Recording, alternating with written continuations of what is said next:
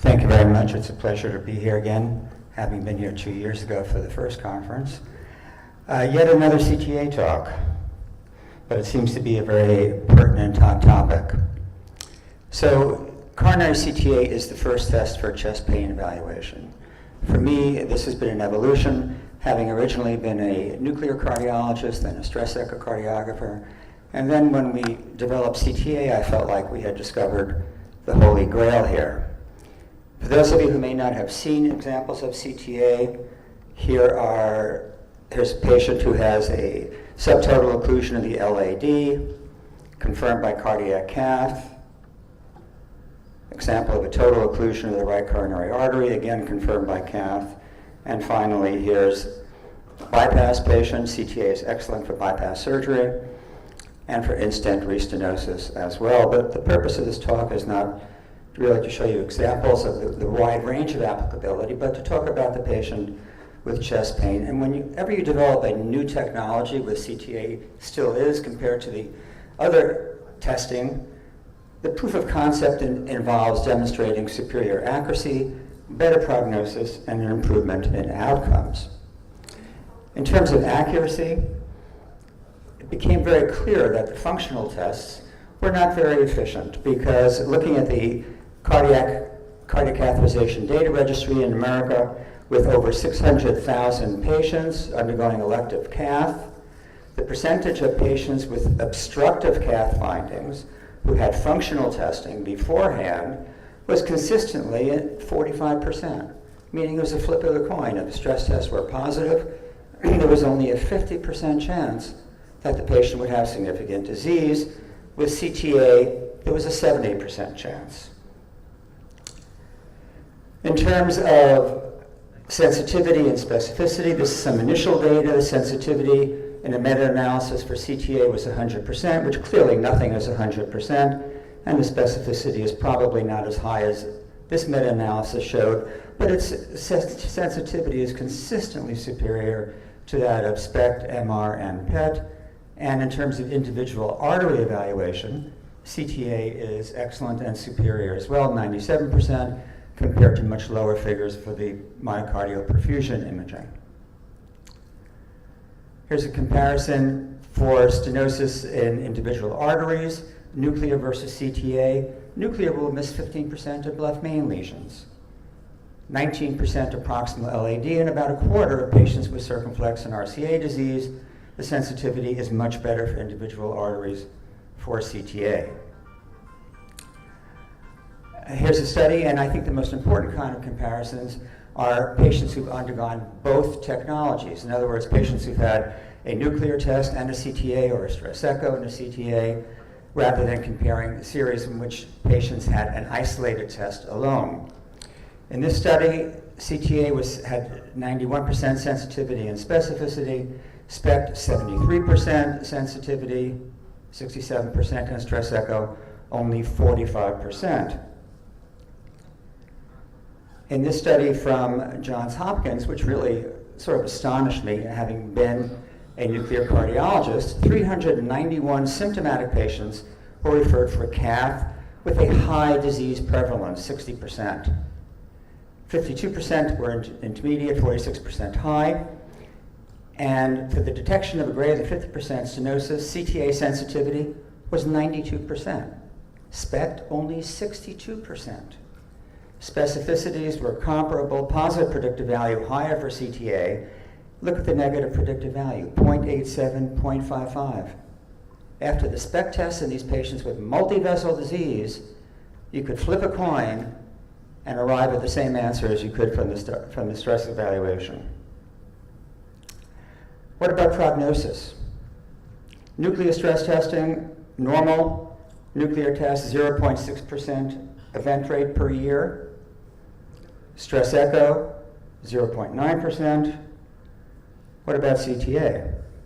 Well, if it's totally normal with no CAD whatsoever, 0.17% per year, which is about the same thing as coronary calcium, except CTA we're talking about symptomatic patients rather than asymptomatic patients. So it clearly has a much better prognostic value. Most importantly, in this era of constrained costs, outcomes are really the final determinant. And this is a composite slide for 4 randomized controlled trials evaluating CTA versus usual care, which included stress testing. And significantly, the odds ratio for developing a myocardial infarction was 0.69, a 31% reduction in events in patients who were randomized to the CTA arm compared to those who were randomized to the usual functional testing arm. In the Danish National Registry, of 53,000 patients undergoing functional testing and 33,000 undergoing CTA. This was not a randomized trial, it's observational. Nonetheless, the hazard ratio for myocardial infarction was 0.71 for those who were evaluated with CTA rather than functional testing. And the Scott Hart trial, as was shown by Malia before, in the 5-year follow-up, showed a 40% reduction in myocardial infarction following CTA with very similar events, very similar incidence of invasive coronary arteriography and revascularization, with a greater institution of preventive therapy and antianginal medication following CTA than functional testing. And of course, this is the subject for at least one other talk. We get tremendous information about plaque characterization from the CTA, vulnerable plaque, the high-risk plaque defined as positive remodeling, and low attenuation. I want to show you some examples now. This 56-year-old male with chest pain post-bypass surgery had a normal nuclear chest test. The patient has an atretic lima on the CTA, and here's the cath. The patient has significant stenosis in the LAD, again confirmed by cath, with a totally normal nuclear test. 48-year-old female, dyspneic exertion, chest pain, normal stress echo, 0 calcium score. Subtotal occlusion of the LAD, again confirmed by cath. And you may ask yourself, how could this patient have a normal functional test? And the answer is, I don't know. But in point of fact, functional testing is simply not that accurate. 65-year-old male, chest pain, dyspneic exertion, normal stress echo. Patient has severe disease in the prox LAD, severe disease in the prox circ, severe disease in the prox right coronary artery, with a normal functional test. 54-year-old female with World Trade Center exposure, classic symptoms, normal stress echo, significant proximal LAD lesion with a huge lipid core here, and positive remodeling. 62-year-old male, typical angina, normal stress echo. Again, LAD disease, significant left main disease, circumflex disease. How does this happen? Well, in response to a review of the data, the National Institute for Health and Care Excellence, otherwise known as NICE, developed guidelines for the evaluation of patients with chest pain. And this was the 2010 guidelines, which involved calculating pretest probability based upon symptoms and other demographics. If the estimated likelihood of CAD was high in the 61 to 90% range, cath is the first test. Intermediate, functional imaging. And if it's low, only 10 to 20%, coronary calcium scanning as the first test. We have subsequently learned that pretest probability is virtually worthless. And this has been the problem with a lot of the randomized controlled trials in which the expected number of events was much higher than the actual number of events. Expected number based upon calculation of pretest probability. And this is replaced in 2016 by the following. Offer CTA for any patient who presents with either typical or atypical chest pain. Don't even consider doing functional testing. Now, this may seem like a sea change in the way we approach patients, and it is. And it has not yet been adopted by other countries, but there are going to be new guidelines for evaluation of stable chest pain coming out in the United States, and my inside information tells me it will pose a more favorable role for coronary CTA. So this is the way I look at it. Comparison of CTA and stress testing. Accuracy, CTA is better than stress echo and nuclear. Prognosis, better. Plaque information, of course, it's the only modality that gives you plaque information. Anatomy, same thing. There's no information about anatomy from functional test. Quickness of diagnosis, much quicker with CTA. Radiation, better than nuclear, of course, greater than stress echo. Safety, it's safer than the other modalities because you are not stressing the patient. You're just giving contrast, and yes, there may be CKD, there may be anaphylaxis, but it's much safer than doing a stress test. It's cheaper than either nuclear or stress echo, at least in the United States. Much better for obese patients. And of course, we have to remember that coronary disease is not the only cause of chest pain. So you can have pulmonary emboli, which are really an incidental finding, but very pertinent and may certainly explain the presenting symptoms and dissecting aneurysm. So when is CTA indicated? If you thought about doing a stress test, do a CTA instead. Contraindications are really high creatinine, and I think anaphylaxis. If a patient has a dye allergy, you can pre-medicate them, but I wouldn't risk recurrent anaphylaxis. If it's that serious, then the patient should go straight to cath with appropriate pre-medication. And I think this is the chest pain algorithm of the present in some institutions and certainly of the future. Last thought. Okay. If the creatinine is abnormal, you're not going to do a CTA. You'll do a functional test. If it's abnormal, you go to cath. If it's normal, medical treatment. If the creatinine is okay, you go ahead and you do the CTA. Less than 30% stenosis, medical treatment. Greater than 70% stenosis, cath lab. 30 to 70% stenosis, which is the intermediate range, you will do a CT-FFR, which is rapidly becoming available, certainly been available in Europe and increasingly so in the States. If it's greater than 0.8, medical treatment. If it's less than 0.75, the cath lab, and if it's in the gray zone, then the thought is you would defer therapy, observe the patient clinically, and see what happens after that. And also you can do combined studies, coronaries plus PE, dissection, and triple rule-outs. For a much more detailed look at this whole concept, very shortly in the European Heart Journal, there'll be this article, Should NICE guidelines be universally accepted for the evaluation of stable coronary disease? A debate with myself, Leslie Shaw, Dr. Chandrasekhar, Joan Bax, and Jagat Narula. So for those of us who have experience with CTA, and I was a nuclear cardiologist, I was a stress echocardiographer, there is simply no question that the future is CTA. Thank you.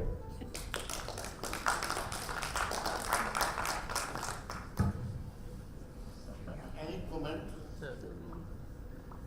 Yeah. We showed many cases ischemic heart disease with the multiple coronary involvement and all the functions were normal. I think those cases have developed because of a lot of collateral. So the CT can demonstrate those collaterals very nicely also. So those studies should be done where we can demonstrate little delayed and we can demonstrate collaterals where multiple ischemic lesions are seen very clearly.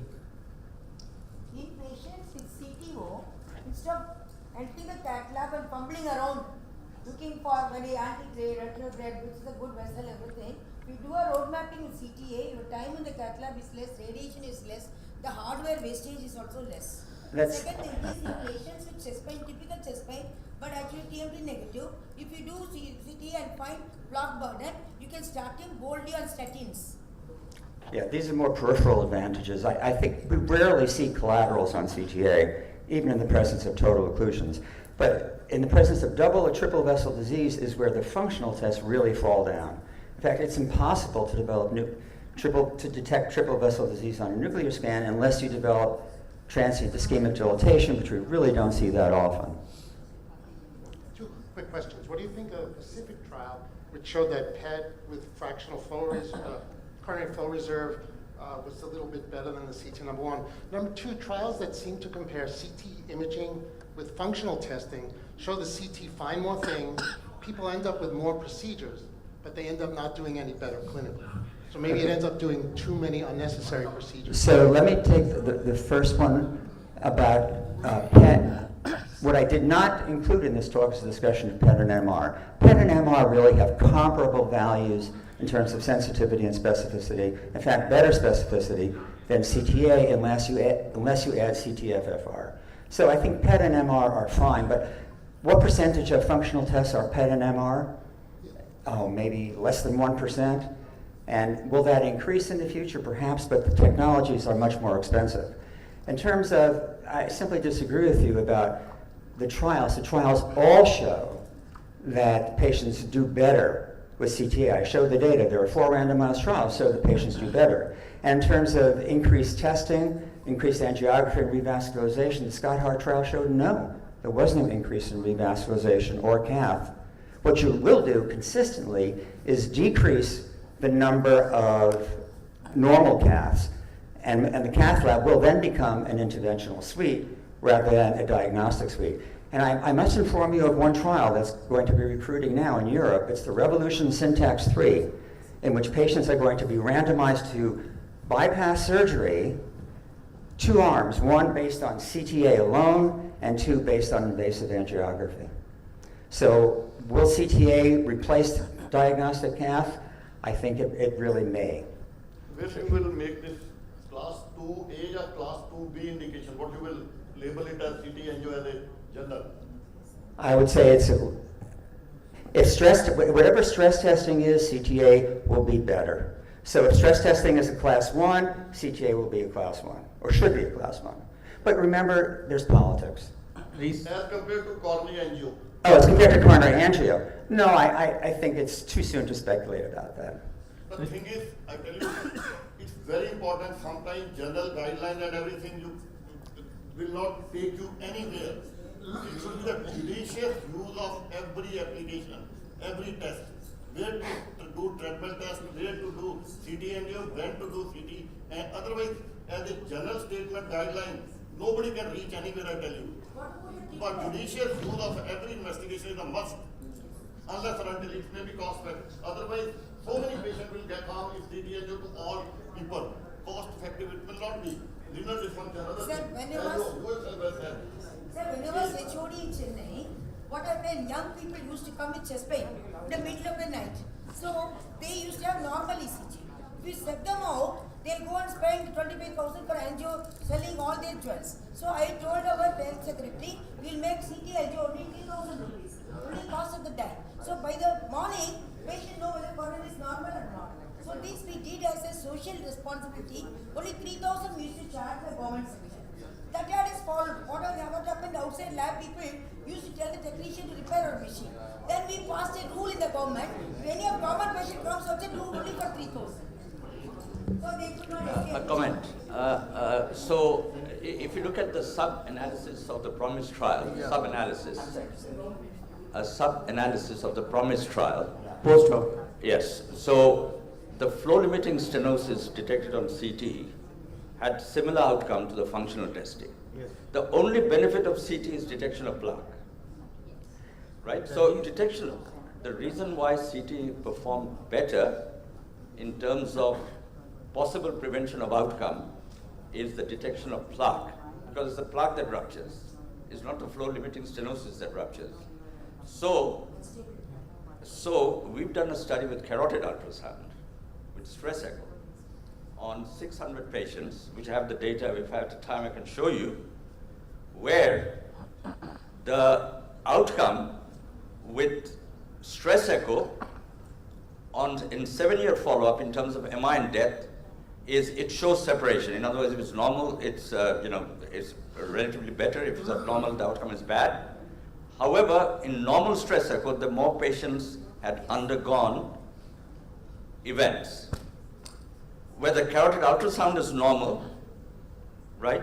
And where the stress echo is normal, carotid ultrasound is normal, the event rate is very low.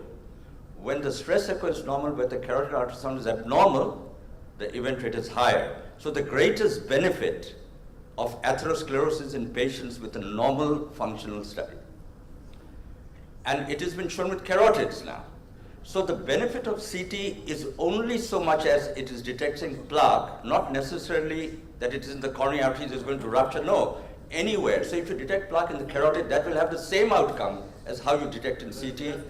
And therefore, the major problem with CT is in young patients. So like 40-year-old females having CT done, which I strongly disagree. Giving radiation, you're saying, is markedly reduced. But still it's 3 millisieverts, 4 millisieverts, but if you go to real life, it is still 7 to 8 millisieverts. And these patients are likely to, you'll tell the patient you've got a completely normal coronary artery, 10 years down the line, the patient develops cancer. So CT has to be used judiciously. As you said, it cannot be a blanket statement. I will never subject my patient for a CT, a young patient, with atypical chest pain, a normal stress echo, and a carotid abnormal. I wouldn't care about doing any other test. So one has to be really careful of using CT because it is now flying off in the wrong direction. CT for everybody. I think that one needs to be very careful about. Sir, So I think the PROMISE trial which you quoted also, sir, the PROMISE trial which you quoted also shows there is no significant benefit of CT coronary angio in patients of low risk coronary artery disease. The clear statement, but it can be tried. That was the thing. It is no significant benefit over conventional stress testing, and it is no clear benefit over conventional stress testing in the number of major cardiac events or this thing. And coming to cost, in India, nuclear stress test is equal to that of the CT angio. Okay, one comment about the PROMISE trial. The PROMISE trial is an example of a study that was based upon pretest probability. The actual incidence of obstructive disease in the PROMISE trial was 12%. It was anticipated it would be 50%. And so the number of events was very small and really didn't prove anything about outcomes. In terms of your comments about the carotid study, I think in the real world, stress echo is a terribly poorly performed test with variable outcomes. The relationship of the carotid to the coronaries is really not that strong. And stress echo, we have to recognize, is something that is done for the most part by cardiologists because they have because they have a treadmill in their office and they have an echo machine in their office and they put the two together. I really think of all the modalities, stress echo has the least quality control and it has the lowest sensitivity as well. So one last question. Sir, if you do CT angio or coronary angio, equilibrium can come narrowing. Which is the significant narrowing culprit vessel? For that, myocardial perfusion scan will say, if a scan is positive means it's above 60% narrowing only. Hemodynamically significant coronary narrowing is proved only in nuclear scans, which is the culprit vessel among all these so many narrowed vessels. So nuclear scans, it tells about the functional extensive information. It is the first one to show the defect come before the anatomy. Perfusion scan is the first one to detect the ischemic zone before the anatomy. Why not simple treadmill test? Treadmill, yes. But a treadmill can be 100%, so many reasons can be positive, but still it is a non-ischemic. You are reading in the debate, it will continue, we will have it later on. No, hemodynamical significance of coronary artery disease is only myocardial perfusion We scan. just close the session, close the lecture just now. You will have. Single vessel disease, yes, I agree with again precisely. If a cardiologist wants to know morphology of the artery, this is the best method, but you have to choose the criteria. Okay. You have to choose. If I see ECG finding ischemic changes, if I don't take those patients for CT, please go to cath lab or further treatment. Different criteria. You have to divide the various patients in a different group. That's why cardiologists are why they are. I can't understand why they are reluctant to promote CT angio. No, if CT